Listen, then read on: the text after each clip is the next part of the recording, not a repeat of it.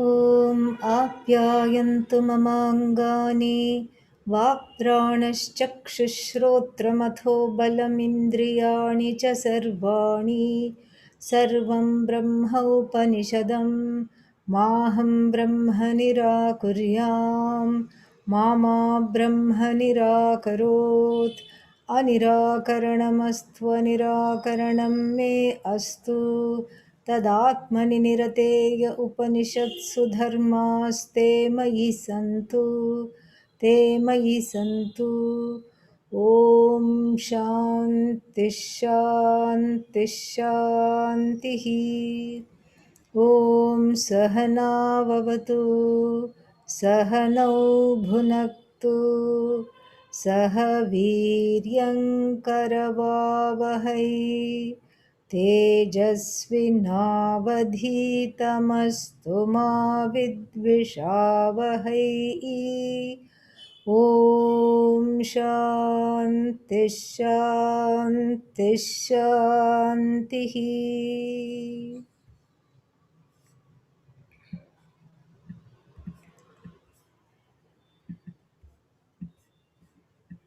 We saw the Purva Paksha in detail, and basically 2 points stand out with regard to the Purva Pakshi. I think I don't need this one. Let's see. Can you still hear without this? Yeah? Okay. I will Yes. connect this. Wonderful. So, two things stand out. 2 points stand out with the Purva Pakshi, the argument made by the Purva Pakshi. So, what are they? That is my question to you. Vedanta quiz right at the beginning of class. But at least it was not from a week ago, it's only from 24 hours ago. If the So, prarabdha was, hmm, if the other two, if the karmas has to be exhausted, then all the three of them have to be exhausted at yeah, once. yeah, If they have to continue, everything has to continue. yeah. Very good. So, karmas, the point is that the karmas are all alike. The karmas should follow the same law. Otherwise, you cannot call all of them karmas. And one should be karma, one should be marma, one should be varma. They cannot all be called karma. And so, if you're calling them karma, then they should behave in a certain way. There are rules. And so, if they are karma, then they should all behave in a certain way. Either at the gain of the knowledge, they should all resolve, and then we have some inconvenient problems as a result. If they all resolve, then no no jnanis left. Left what? No jnanis left, right, or center, no, anywhere. Okay, no jnanis. And then if they all resolve at once, then no mumukshus, no jignasus, no acharya, no student, no shishya, no guru, nothing, no knowledge. Then the knowledge becomes some kind of some vague, we can't call it possibility, it's an impossibility. Then, on the other hand, if all the karmas continue, then we have another strange outcome. And what is this outcome? Is that even the jnani will continue to be born and reborn and born again. I mean, I'm not speaking evangelically. There is another there is another meaning of born again. That's not what we are talking about. So born and born and born again and again and again, and then what happens? Same thing happens. What is the use of this knowledge? Why this knowledge? What for this knowledge? What's the purpose of this knowledge? Why should I study? If the jnani is, so let's say somebody who is a jnani wannabe is looking at a jnani, okay? And then the jnani is keeping on, keeping on having birth after birth after birth. Nothing is resolved. There is no freedom, so to speak, from the confines of this samsara as expressed in the repeated births. And so, why this knowledge? So, this is like I said, we are in between a rock and a hard place. How to resolve this? Let us let us go to the Bhashya. Samadhanam. Samadhanam means the resolution of this very sticky situation, very well expressed. And somebody who's a extremely intelligent karma yoga, purva pakshi. Okay, yeah, all right. So the Samadhanam is interesting and it shows the best of Bhashyakara. And his first sentence is a monosyllabic sentence, not even a word. So you can repeat now. Na न karmanam कर्मणाम् pravritta phalavatva. प्रवृत्त अप्रवृत्त फलवत्व Yeah. Pravritta apravritta phalavatva vishesha upapattehe.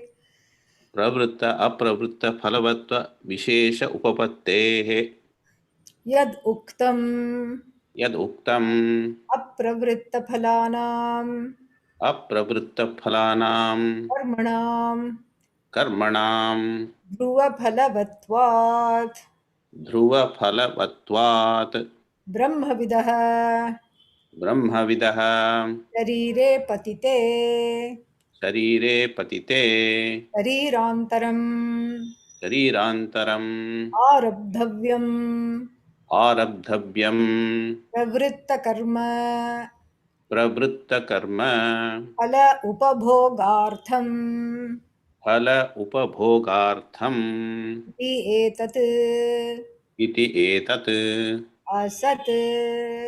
असत्. Yeah. So, with this very big sentence, first is very small. Na, not. This is not the case. Na means no, no.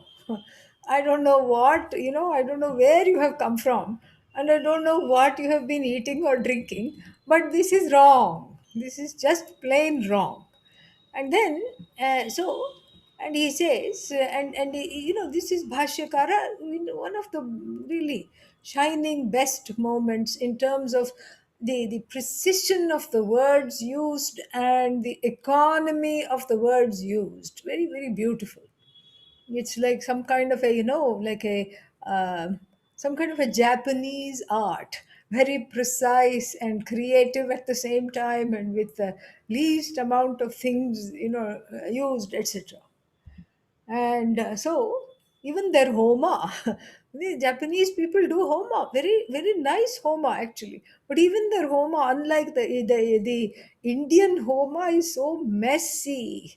I mean, there'll be oil spills here and there, ghee spills, I should call it. And then there'll be just, unused flowers there, string, with which the flower has been tied there, and some, all these dravyas, all the colored powders, kumkumam, chandanam, etc., all strewn around. And then, and all the dravyas there, everything will be there, and nothing will be in order. And the priest will be, will be in the middle, will say, "What happened? More ghee, bring more wood. And where is this to offer? This Purnahuti is missing. Where did it go? I just saw it." This is the Hindu Homa. Japanese Homa. I was just very impressed and very interesting to see. Japanese Homa, the sticks are all the same kind, tiny, tiny. It's like that bonsai. This is a bonsai Homa. Very, very fun. And so I had gone there, and in fact, this was in Machu Picchu. We had an interfaith Homa few years back. This was in Peru. And so then so in this so we had this interfaith homa.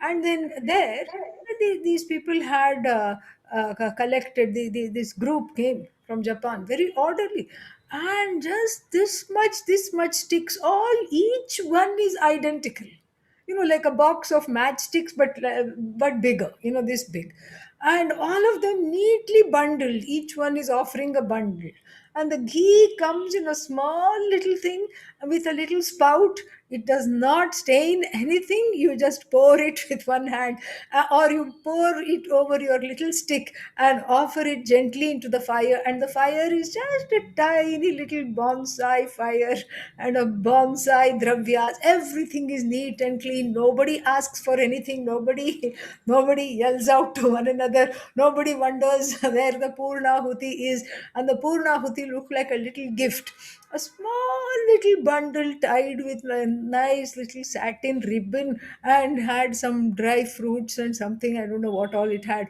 and then that is gently dropped, gently placed, reverentially placed.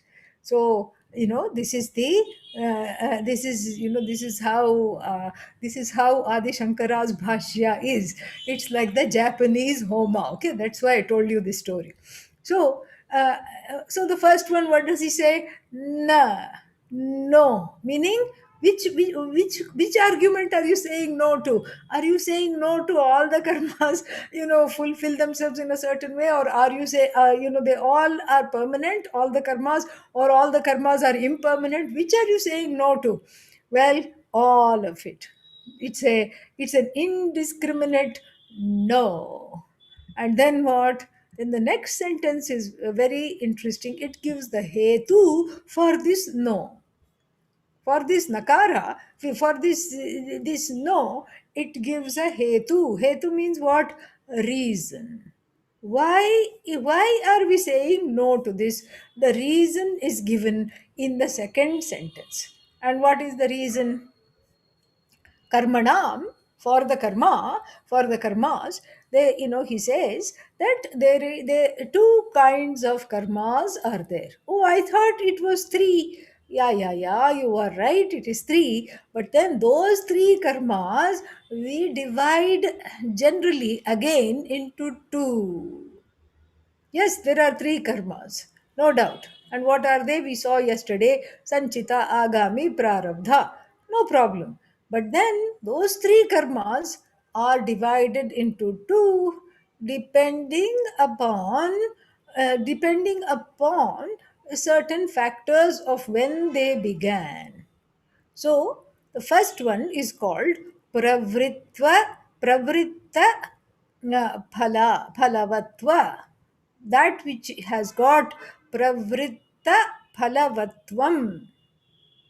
Yasya, asti. That which has the status of the phala. Phala means the fruit which has already started. Pravritta means begun karma, the karma whose results have already started to produce the effects.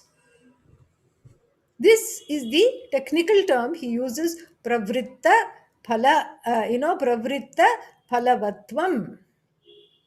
And then, so what is that kind of karma? Prarabdha karma. Prarabdha karma has pravritta phalavatvam.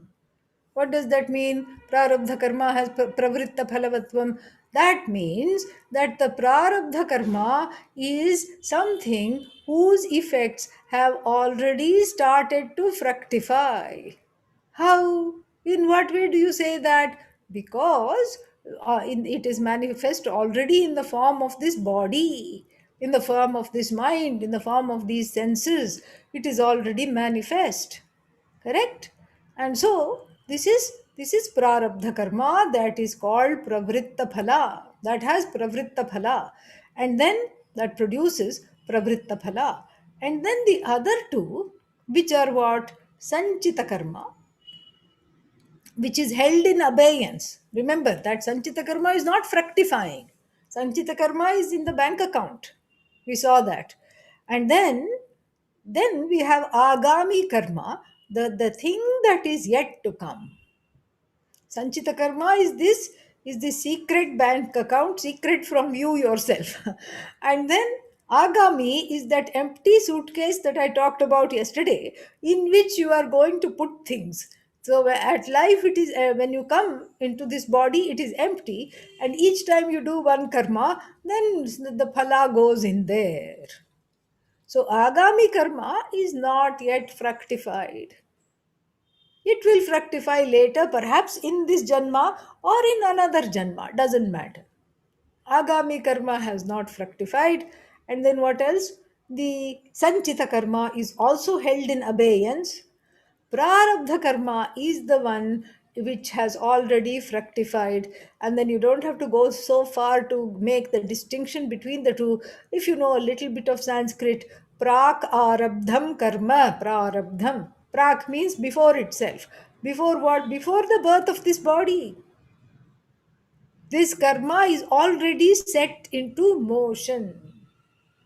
See, look at the hetu. I mean, how many sentences we use to unfold this particular, this one particular phrase. Pravritta apravritta phalavatva vishesha upapattehe.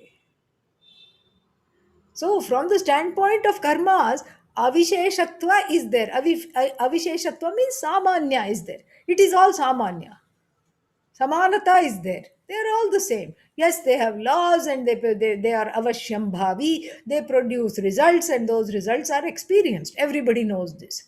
But even in the manner of producing results, there are two, you can divide these three karmas from two standpoints. First, from the standpoint of those whose results have already been set into motion, aka prarabdha karma, and then those whose results are yet to be set into motion. And so, therefore, and then the next line, yaduktam, that which was said, and then, let's forget all of them, all the other words here, and then go straight to yad uktam, that which was said by who? By you earlier, a Purva Pakshi. Yad uktam iti etat asat, that which was said, etat asat, this is false, this is incorrect. So what is incorrect? Then we can slowly look at this sentence. Apravritta phalanam karmanam dhruva phalavatvat brahmavidah sharire patite sharirantaram arabdhavyam प्रवृत्त कर्म अप्रवृत्त कर्म फल उपभोगार्थम इति एतत् असत्. So first, you are wrong. Second, you are wrong because you are overlooking that there are two kinds of karmas, that for which the fruits have already begun, and that for which the fruits that which have not yet begun to fructify. Prarabdha is in the first category, Sanchita Agama is are in the other second category.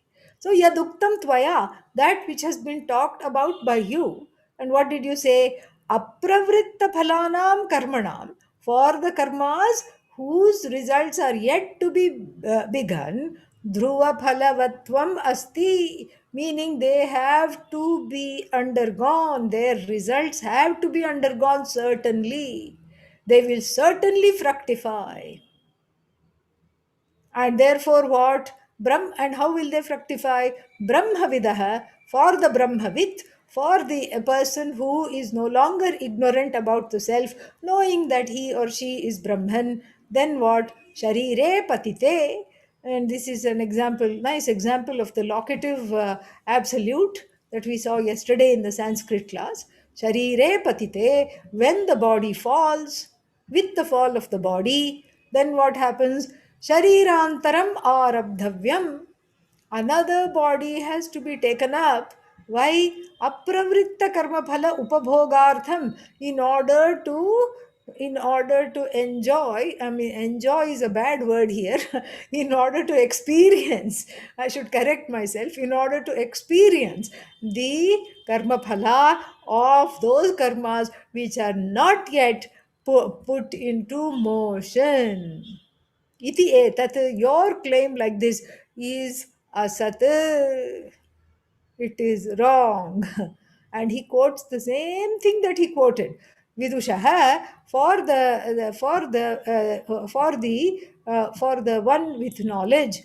Tasya tavadeva chiram iti shrutehe pramanyat.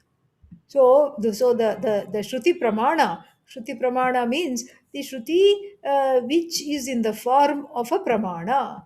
The Shruti which is which is a means of knowledge for us to understand something that is not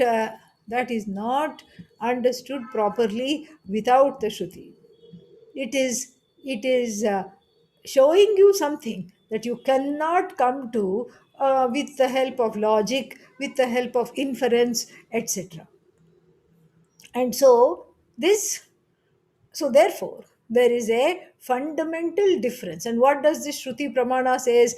That the person is totally, quote unquote, freed of the body when the body dies or when the body falls. Dehe patite. Then what happens? Then the person is as though freed of the body, but then the person was already free from the standpoint of gaining knowledge. So then that is so therefore, what is this prarabdha? That is why it is called pravritta. It is set in motion, it has begun fructifying even before the birth. That's why there are babies with congenital diseases, and then they do an ultrasound when the baby is still in the womb of the mother, and then they do an ultrasound and say, oh, there is a little hole in the little heart of this little baby. And then what do? They go in with tiny instruments, and then they have the capacity to fix that little hole. Amazing. And then so let's say the baby survives. That's what it was meant to do. Prarabdha, this is all prarabdha. It's already there. And then, so this is all, that's why it's called Pravritta Karma. So what is this Pravritta Karma? It is, it belongs to the Jiva, which has given the body to the Jiva, the mind to the Jiva, to the senses to the Jiva. Subtle body, gross body, everything. And then which is slowly getting exhausted throughout the course of life. This is what is called Pravritta Phala, Pravritta Karma. And then what is Apravrita Karma? Apravrita Karma is the entire file of karma standing in the individual's account, waiting to fructify. Each karma saying, me, next life, me, next life, me. No, me. And what are these me's? One says, oh, I'm tired of India. I want to be born in America. Me. Want to be born in America in the next life. And then what? And then somebody says, no, I want to be born in India. And then that one also says, me. I'm tired of a man's body. I want to be born in a woman's body. Me. These are all apravritta. Apravritta means yet to be fructified, yet to be set into motion. And so the two are drastically different, very different. And then what happens? So now let's see, this is very interesting. So then there is a so what happens now? Let's say a baby is born, prarabdha karma is set into motion, and then life as we know it has begun. Crying, the baby comes out ready to greet the life. Crying, it grows up and it undergoes many hardships. It is a sickly child, and then the parents are one is neglectful, the other one is inconsistent, let us say, and then what? The baby endures different and difficult manifestations of samsara. Then somehow the baby grows up, and then due to a break, punya break, the young adult now catches a punya break. And then what? Acharya upasadanam takes place, finds a teacher. Maybe going from one place to another, suddenly hears something. Atma apahata papma. This is what the devas and the asuras both heard in the 8th chapter of the Chandogya. Lord Prajapati said, Atma pahata papma, meaning this Atma is that for which there is no papa, free of guilt, free of hurt. It is wonderful. Ajaraha, Vijaraha, Vimrityu. It is not subject to death, it is not subject to old age. And it is just wonderful. This is the Atma. Prajapati was giving a lecture. Devas were sitting inside the hall and enjoying the lecture. Asuras were fighting outside, and they also heard this. Oh, this is something very interesting. And then what? Then the Devas, of course, decided to approach Prajapati and gain the knowledge, and they sent Indra as their representative, and Indra went and gained the knowledge and taught all the celestials in Swargaloka. And then the Asuras also said, "Oh, we should also learn this." But each one of them had some very important things to do. And but one Asura said, "But I have this fight that has been going on. Who will finish that fight? I have to go and fight." The other one says, "I have to destroy a few yajnas." And the third one says, "I have to do a few things that nobody else can do. Just cause some calamity somewhere. We are all very busy." And then Virochana, the leader of them, says, all right, you are all very good boys. I'll appoint myself. I will go and listen to the Atma and listen how this Atma takes away Papa. Knowing this Atma takes away Papa, I will go and find out. So you see, there is a big adhikari bheda. Indra is ready for this knowledge, and Prajapati is not. And so here too, in this young adult's life, it could go either way.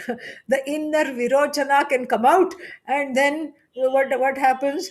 That the young adult comes out of the class. That's what happens when the inner Asura comes out, inner Rakshasa. Or could the inner Indra could come out and give the person a calm mind and a desire to pursue this knowledge. Let us, take the best case scenario. And so the person attains a punya break, and then seeks the acharya and gains the knowledge of Satya Atma, Satchidananda Atma. And what is this knowledge? It destroys the ignorance and the ajnana karyam api. This jnanam nashyati, it destroys not only the ignorance but also the products of the ignorance. And what is the product of ignorance? I mean, there are many products of ignorance. How much time you got? That is what I want to ask. There are so many products of ignorance, but we can just look at the main one. What is the main product of ignorance? I am the doer iti notion. Yes, I am the doer. And then, the I am the doer notion comes along with another notion. What is that? I am done in by other people's doings. Also, I'm affected by my own omissions and commissions. Guilty, always feeling guilty. And that is the cause of guilt. And I am afflicted by other people's omissions and commissions towards me. Why didn't they do this? Why didn't they wish me a happy birthday? And then why didn't they do bring me a present? Why were they so mean? Why didn't they tell me what to do? Why did they not save me from this predicament? This is the cause of hurt. So guilty jiva, meaning what? Suffering from the notion that one is a doer. And a hurt jiva, or if you want to make it rhyme with guilty, you can say hurty jiva. What is that? Suffering from the notion that one is done in by other people's doing. These are what is called the offshoots or the products of ignorance. Now what happens when when knowledge takes place? When knowledge takes place, the karta is destroyed. The notion that I am a doer is destroyed. That is what is self knowledge. Self knowledge is not something, falling out of the sky. It is a simple but a revolutionary transformation of who you are. You are not the doer. You are not done in either by other people's doings. You are free of the notion I am guilty, I am hurt, I have resentment, I have bitterness. All these are the offshoots of kartrutvam, doership, and bhoktritvam. What is bhoktritvam? Done in ship. Okay, doership, experiencership, you are free of that. This is what the knowledge does. The karta is destroyed. So when the karta is destroyed, what happens? The karma standing in the account of the karta also poof, gone, disappeared. Nimitta apaye, naimittika apaya, to put it in Sanskrit. Meaning, when, when the person who was identifying as such and such, karta, he was his first name, bhokta was his last name, Jiva was his middle name, okay, his or hers. And then, due to some punya, caught a punya break, reached the acharya, gained the knowledge. And then what? No more karta, no more bhokta. Correct? So then what happens to the karmas standing in the account? The karmas are also gone if there is nobody to claim them. It's like a dead person's bank account. Let's say somebody doesn't make a will, dies intestate, doesn't make a will, and then won't make a will. That's a funny way to put it. Won't make a will, okay? Yeah. And then so did not make a will, died off without making a will, and then what happens to the bank account? Let's say they had gobs and gobs of money. What happens to all that money? Nobody to claim it. Let's say they were not married, did not have an immediate family, and then died without making a will. Who will claim it? No one. And another example we can help ourselves to, this happens with every election cycle. Some person stands up for election, is standing for some seat, municipal commissioner, some local, board, and city office, and then some commissioner. Then, unfortunately, the prarabdha finished before the elections, and then the person died off before the election day came along. The person is dead. But then the opponent who was standing against that person, let's say that person is a very corrupt politician. Nobody likes them at all. And so, as a protest, everybody votes for this person who, even though the dead person, knowing full well that the person is dead and gone, they still vote for this person because this person happened to be dharmic, and they register the protest by saying we'd rather have a dead commissioner than you. And it turns out that the dead person wins the election. Does it make a difference? No. This is exactly what self knowledge is like. So nice. No one to claim. You have success? Oh, okay, fine. No one to claim. There is failure? No, no one to claim. Because I am a loser. That notion has been lost. You have lost the notion that you are a loser. So there is no sense of losership, there is no sense of gainership. Yippee, I am a success. That is also lost because all these are the offshoots of kartritva, bhoktritva, buddhi. Neither kartritvam is there, nor bhoktritvam is there. And so, if you've understood the bank account example and the vote bank example, then you will understand. You instead of the bank account, instead of money in the bank account, you can think of sanchita as the account and the agami karma. Who is there to quote unquote enjoy it, quote unquote experience it, rail against it, rant against it? Who is there? Nobody is there. Because the karta, the one who had identified as a karta all this time, due to grace working overtime, due to their own punya, due to their own choice of seeking the teacher and studying with the teacher and getting rid of the ignorance, they are no longer feeling that I am a doer. And so the Sanchita and the Agami Karma being Apravrita means not yet begun, not yet begun to fructify. Apravrita, unfructified, Pravritta, that which has already started to fructify. So the Prarabdha has already started to fructify.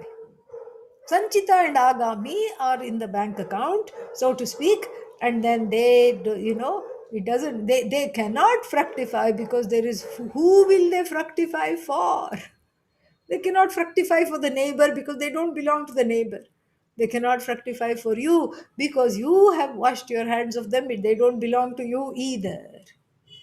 So then, when the karta is falsified with the help of the knowledge that I am not the karta, then the karma standing in the account is also falsified. Then why not prarabdha is falsified? Aha, now we are coming to a very nice point. Because prarabdha belongs to you, definitely, but it is started by Ishvara before you came into the picture. Ishvara is the karma phaladata, the giver of the fruits of action, definitely. And these other two forms of the results of the fruits of action are held in abeyance. But the prarabdha has already started because you have a body, you have a mind, you have senses, you have desires, you have, a subtle body. Everything is there. So the prarabdha has already been set in motion by Ishvara. That's why we keep saying the body is given. Ishvara Srishti. Prarabdha is belongs to you, no doubt. It is the result of your own karma. But it is, Ishvara here is the co-creator. Your own desires come into play for prarabdha. Your own, what else? Your own karma comes into play. All of it comes into play. But what is this prarabdha? It is Ishvara's gift, your own karma, wrapped in a paper by Ishvara and put a bow on it by Ishvara. That is why, it is just like it's just like, if we take the example of adhyasa, it is like any other, it's like a jnanadhyasa. Jnanadhyasa, in adhyasa, superimposition, we talk about two kinds of adhyasa. One is called um, arthadhyasa, and one is called jnanadhyasa. There are many kinds, but these two are, the primary ones. So in arthadhyasa, what is the stock example? Rope snake. Our rope snake. Meaning, when you misperceive a rope and see the snake where it is not, because the adhishthana for the snake, the place, the adhishthana means that the truth of the snake, where the snake is being projected, was not understood. Dim light, in dim light you stumbled over something, and then, oh my god, it looked like a snake, and then you freaked out, okay, because you saw you said, eek, snake. And then what happened? Fortunately, you had your mobile phone, and then it always has a flashlight. And then you turn on the flashlight. Oh, this is a rope. In other words, this is an aropa. That's why it's called rope. So this is an aropa. Okay, this is an aropa. Yes, this is a misperception. Aropa means a superimposition, a misperception. So, in this particular form of misperception, what happens? Thus, the quote unquote snake disappears. When you're not looking, it slithers behind the bushes, leaving the rope in its wake. No, no, it was never there. It is withdrawn back into your own imagination from which it had ensued because of your own self ignorance. So here in the Arthadhyasa, the Jnanam corrects that misperception, and then it is seen, and then you can prove. No more is there snake. What is in its place is rope. The rope was the one misperceived as the snake, and the misperception gone, snake also gone. Arthadhyasa. But then we have another kind of adhyasa, jnanadhyasa. Jnanadhyasa is like the so many examples. Blue sky. Oh, look at this wonderful akasha, blue sky. And people who have lots of money, who have gone into the SpaceX and gone to the edge of space and come back, you know, and they will all come and tell us that there is no blue sky. Sky is not blue. And even in our own, fourth grade geography lesson, we are told that this is a big spoof. Sky is not blue. And the sky is also, space is not blue, space is not polluted. We say space is polluted. Space is not polluted. Space is not blue. We understand this. We understand that the space is not blue, sky is not blue, we understand it. And we understand that there are certain molecules and the light of the sun and the refraction of the rays and so many. I mean, if you know physics, you can come, you can explain all this very nicely. Then we have another example of this kind of an adhyasa, jnana adhyasa, which is what, the sunrise or sunset. Sunset. Ah, what a nice sunset. I feel a poem coming on. You can say, oh, I'm just going to write poetry. It is so poetic. It is so beautiful. And then, and then what?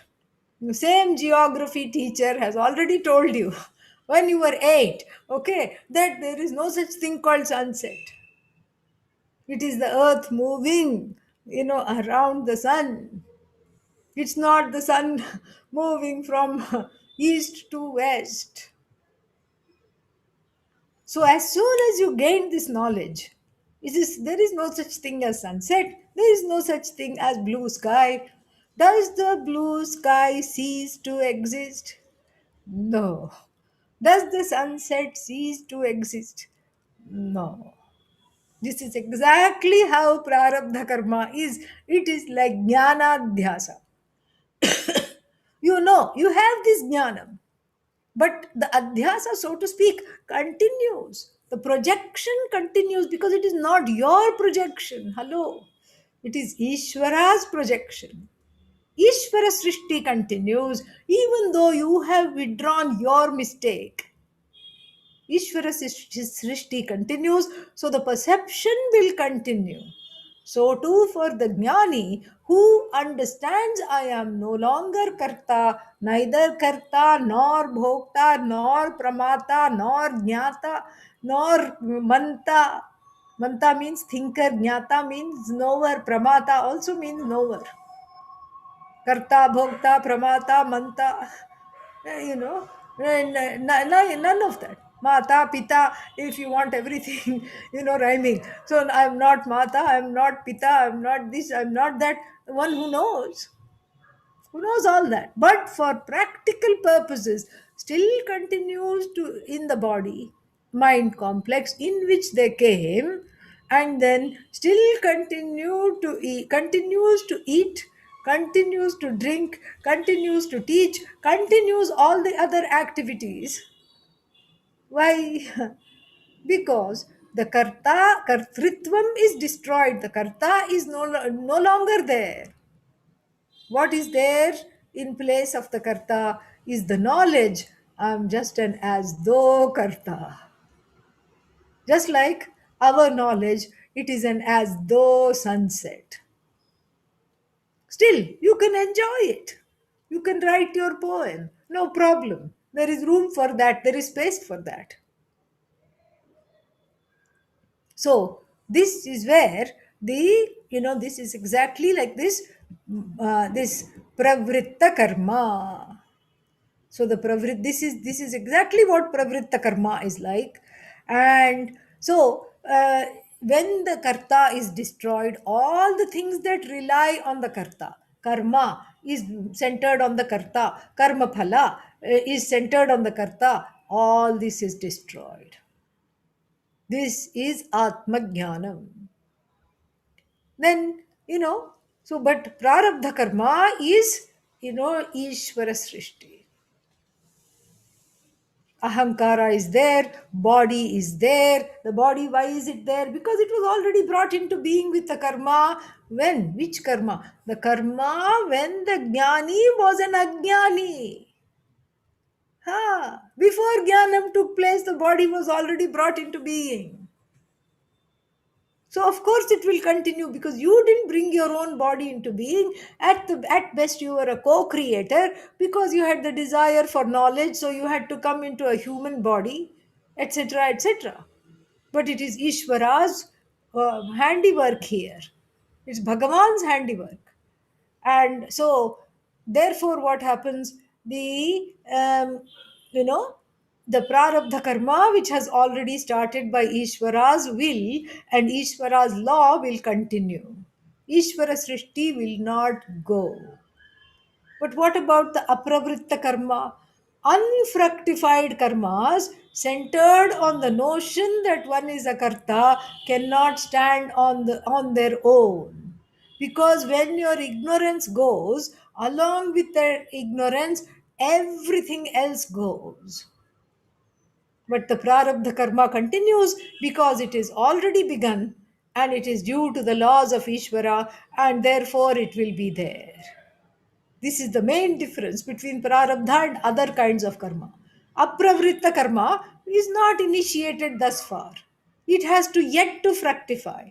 For who will it fructify? Whom? For whom will it fructify?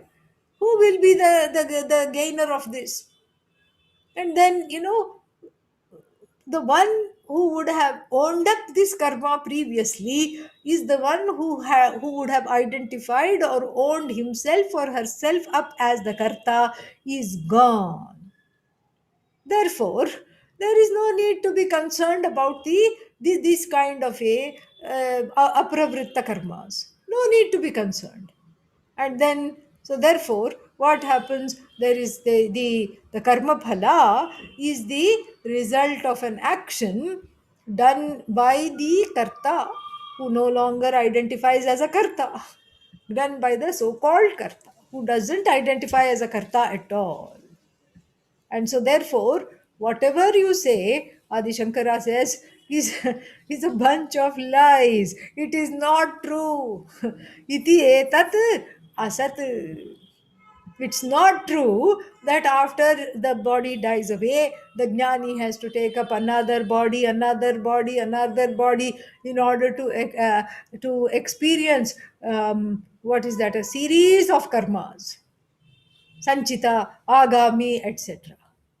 And then if you say, okay, why did the prarabdha start? Well, even for knowledge you need a body, correct? You need a mind, and it has to be a particular body. It cannot be a cow body. Why? Because that means you will not complain. Cows don't complain unless they end up between two slices of bread. Then they will definitely complain. And that's why we have stories in the news sometimes. And what are the stories? That the cow escaped the slaughterhouse and it ran, jumped off a moving truck. It knew something was wrong, jumped off the moving truck. Ishvara helped it to not break a leg, and then it ran and ran and ran. And then the truck driver found out what happened, stopped the truck and tried to chase the cow. Cow was not found. and later on it will be found, but then it will be allowed, because of its efforts, it will be allowed to live the rest of its life freely. So like this, the in a cow body you can't complain, unless of course one is being taken for slaughter or something.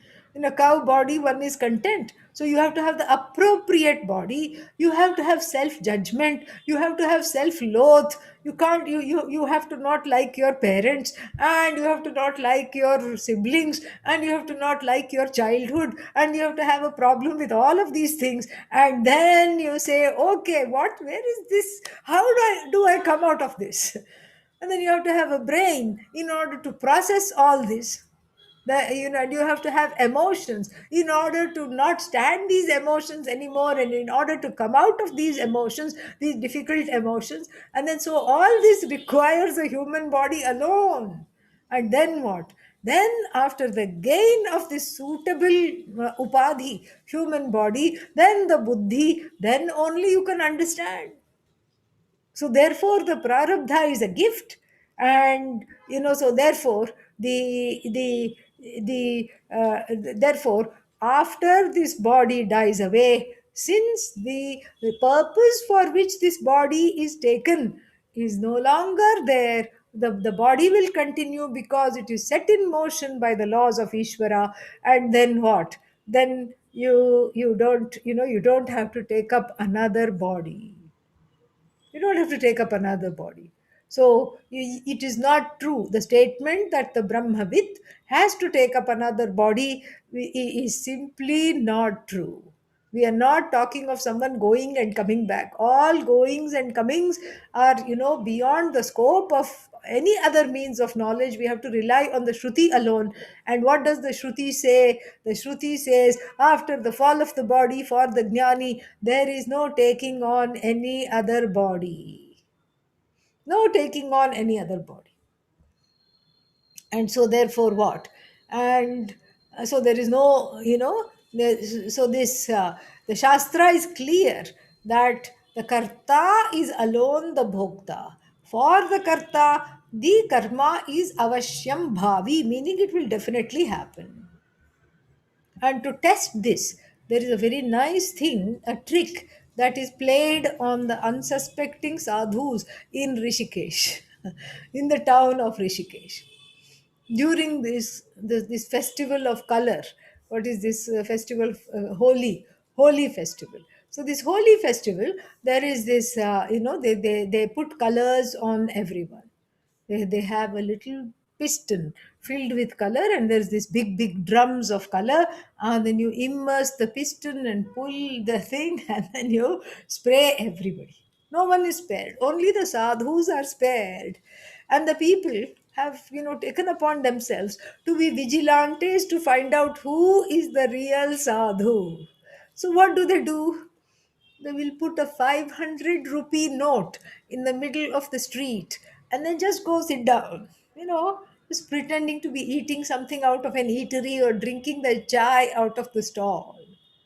And the sadhu will come along, see the 500 rupee note, and perhaps out of a feeling, oh, somebody has lost it, let me pick it up. Does this belong to anybody? Maybe that was the intention of the sadhu. But as soon as they see the person picking it up, then what do the people say? Aha, you still have desire and greed in your heart. You're not a real sadhu, so here, some color. Only the real sadhus are spared. You're not a sannyasi. Therefore, we are going to douse you in this festival of colors thing.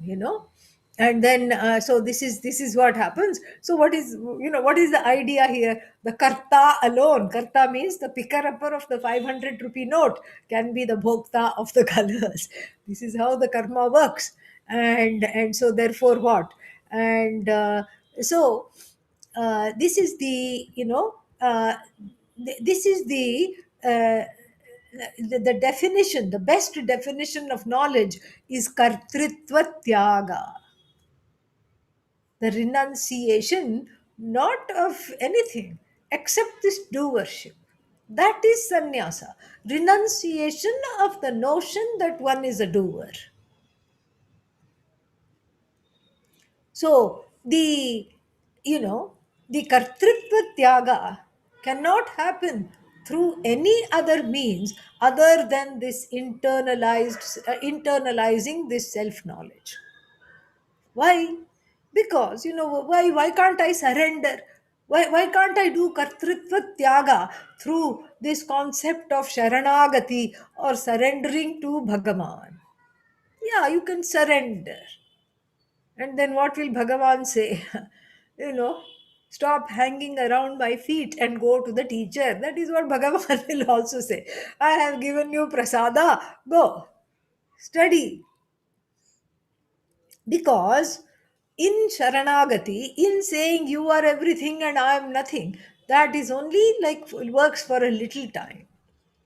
Because this kartritvam has to be discovered through the knowledge that the Atma, naturally speaking, is not a karta.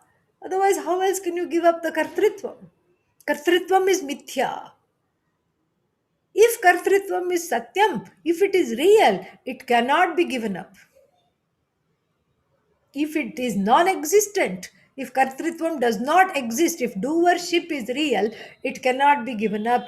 If doership does not at all exist, you cannot give it up. Because what can be, if it does not exist, you need not give it up. Either case, you cannot give it up.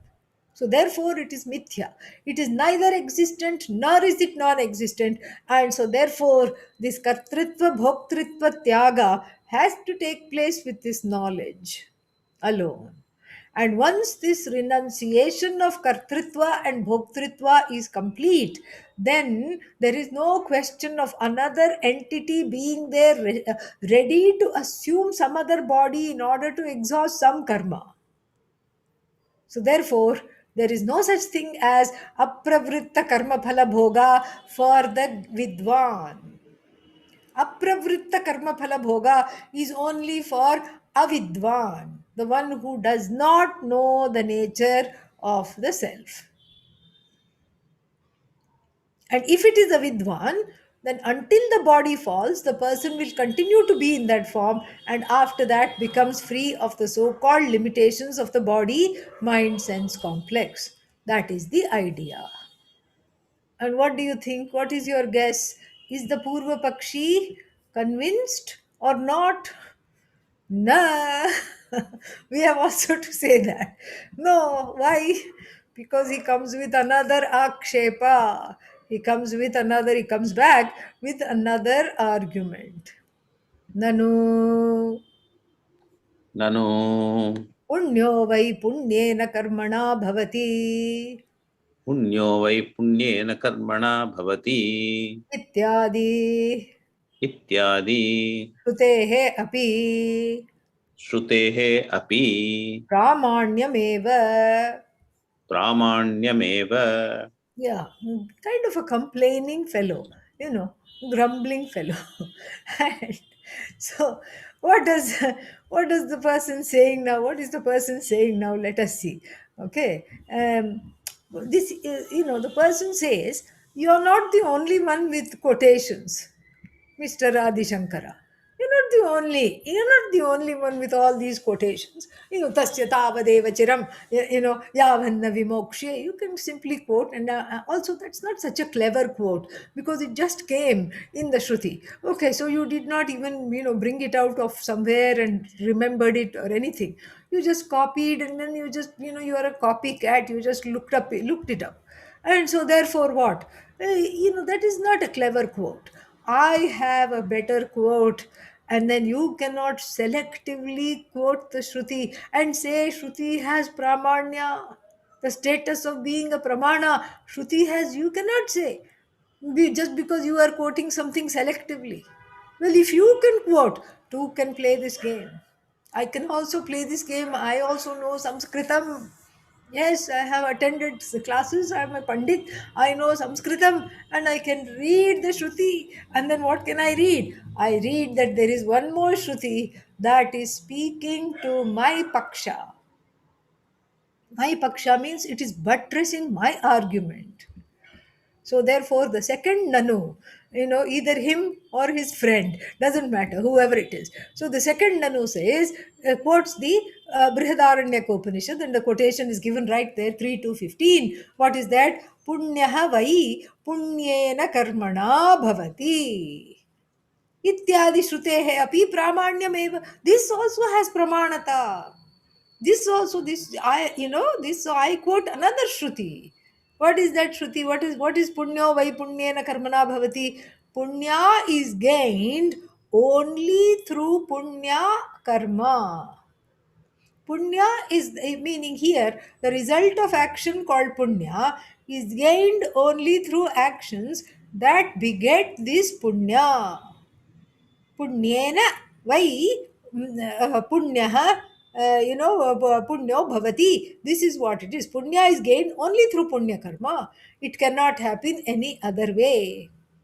What is his point? Saying that even if you say, oh, something we got because of the grace of the Lord, grace of Bhagavan, this grace, the so called grace, is earned through your own karma alone. Punya is earned by the person, regardless of whether he or she is a jnani or an ajnani. It's the same thing with papa. Punya is adrishta, and then you have said, oh, tasya tavadeva chiram, etc. You have quoted that in support of your pet theory of the vidwan not coming back. But then there is another shruti that says that punyo vai punyena karmana, meaning the punya is gained only through punya karma. Same thing applies for papa. Papa is gained only through papa karma. And so the shruti being a valid means of knowledge, what happens, so that means, so the karma that you have earned still stands in your way. You still have to exhaust it. And he keeps going back. I mean, even though it's not said, it is that same old avashyam bhavi argument.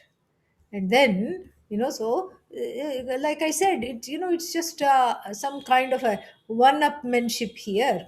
Not a the earlier argument was very tight and clever. This one, not so much.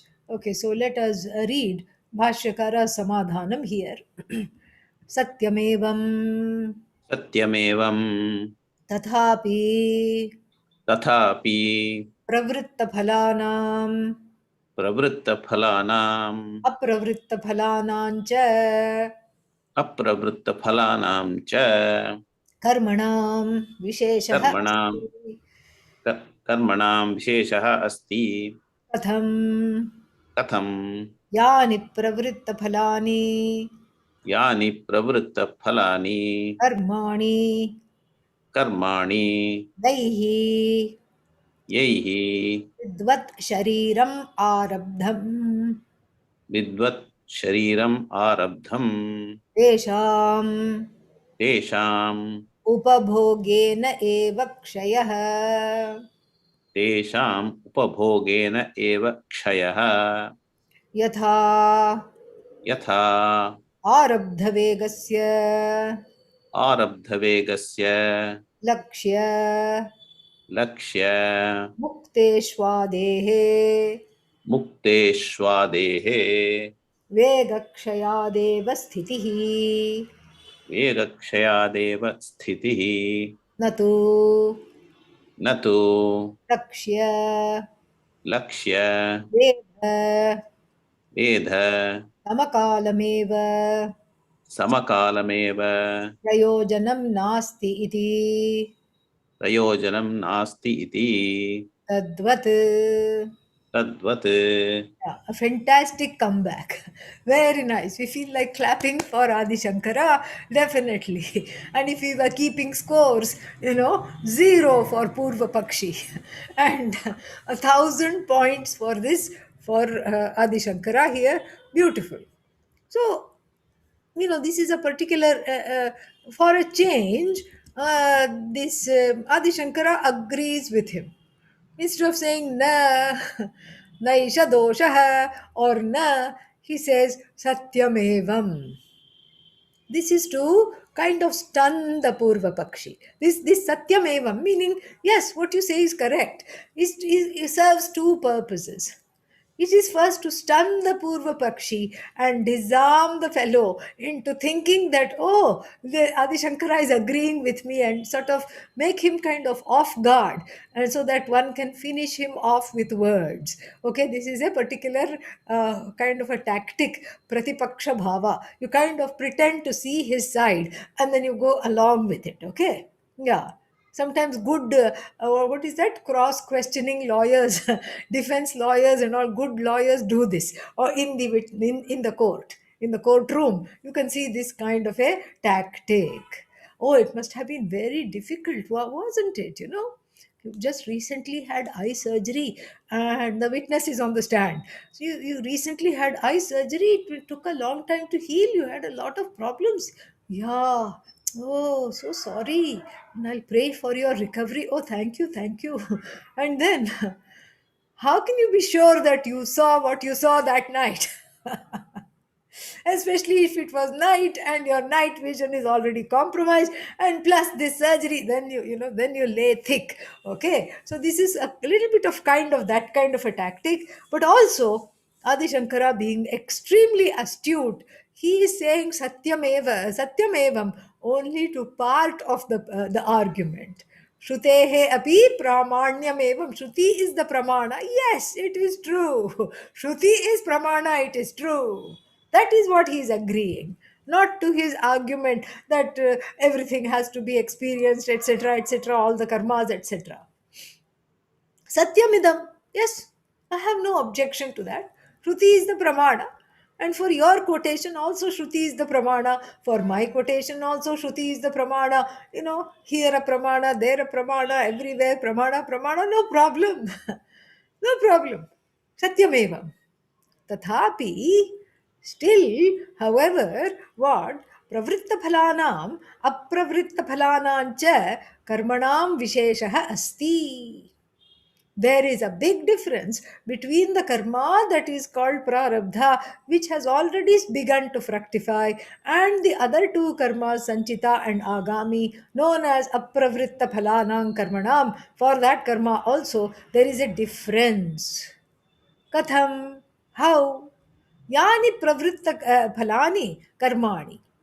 So what are the pravritta, what are these pravritta karmas? The pravritta karma is the set of karmas known as prarabdha, because of which the vidvat shariram arabdham, because of which the body of the vidwan that you see now, the body of the person who you consider a vidwan, that is there for you to see now, is what was begun. Meaning, when the vidwan was avidwan, the baby Vidwan was not baby Vidwan, baby Avidwan, and then later became an adult Vidwan after going to teacher and having all the Upadesha, etc. So, where are we here? Yeah, Vidvat Shariram Arabdham. And so, yaihi, by which karmas the body of this Vidwan was brought into being, how does that go away? That goes away only by upabhoga. Only by experiencing it, it goes away. And he gives a fantastic example. यथा आरब्धवेगस्य लक्ष्य मुक्त इषु आदेः वेगक्षयादेव स्थितिः भवेत्. Like for example, a mukta issue means a released arrow, an arrow that is released. And he's very, this is a stock example, you know um, even in the Viveka Chudamani there is this example given. A person had gone to the forest for a picnic and was just taking out his sandwich to eat, and he heard some rustling behind the bushes. And what did he think? Tiger! And then he just aimed. He didn't look through the bushes, aimed through the bushes. From the sound, he was a very good, what should I say here? He was a very good marksman. And then he aimed using the sound, not even the sight. He aimed, and then what did he do? He just released the arrow. He released the arrow. And then what happened? He released the arrow, and the arrow went and hit the whatever was there on the other side. And instead of making a growling sound, it made a moving sound and died. And as soon as it made a moving sound, he just said, "Oh, no, no, it's a cow. It's not a tiger." And he went and tried to save it, but it was too late. Why? Vyagra buddhya visrishtam banam. So the he had Vyagra buddhi, meaning he had tiger buddhi. Tiger thought was there when the arrow was released. So the arrow that was released with the tiger thought cannot be withdrawn when his tiger buddhi turned into go buddhi. Because after he parted the leaves, and what did he see? He saw a dying cow. Then he had go buddhi. Oh no, it's a cow. So this is another version of that same kind of a thing here. And so yani pravritta karma phalani, no, next line here, yeah. Yatha arabdha vegasya lakshya mukta ishu adehe vega kshayadeva sthitihi. An arrow which is released even after having found its target loses its speed and then only comes to a standstill sthiti. And if you don't know much about arrows, think of bullet. Because in America, this is just a, this is a very common, unfortunate, common example. Every morning you wake up to some shooting news. So many people shot. So then, when the bullet goes, what happens? It passes through the target. You wanted to hit one person, but then it passes through the target, and unwittingly somebody was standing behind that person, and that person also succumbed. Or the bullet passed through that person, hit the wall, ricocheted, and then came and stood, came to a standstill. Or if we don't like all these fatal examples of issue, etc., this adipada is given by Adi Shankara very nicely, because he is using his brains, buddhi, very nicely. You can think of a rolling ball. See, much nicer. you know you think of a rolling ball. You set a ball into motion, and then what happens? And let's say you want to hit a particular target, and then after hitting the target, the vega is only gone after kshaya. Vega kshaya deva sthitihi. It comes to a standstill after exhausting its speed. So it's going, or even a running car. The car is driving, and then you see the green, the red light too late. Oh, when did they put this signal? I didn't even know there was a signal here. And then you quickly look to the left and right. It's a deserted road, and you decide to keep going because you have no other choice. You have no choice, because even if you press on the brake, then what will happen? It will go for another 100 yards before, or 50 yards before coming to a standstill. Same is the case with prarabdha karma. This arrow has been released. And the arrow is this body mind sense complex is the arrow. And and then it is going. It is eating, drinking, talking, and at some point, even though it is no longer purposeful, it has, and the arrow in the form of the human body, whose destiny was to gain this knowledge. In this particular body, this jiva has gained the knowledge, no longer jiva. And then what? Still the arrow continues, the ball continues rolling, and then after that will slowly come to a standstill. What a lovely example. More we will see next week.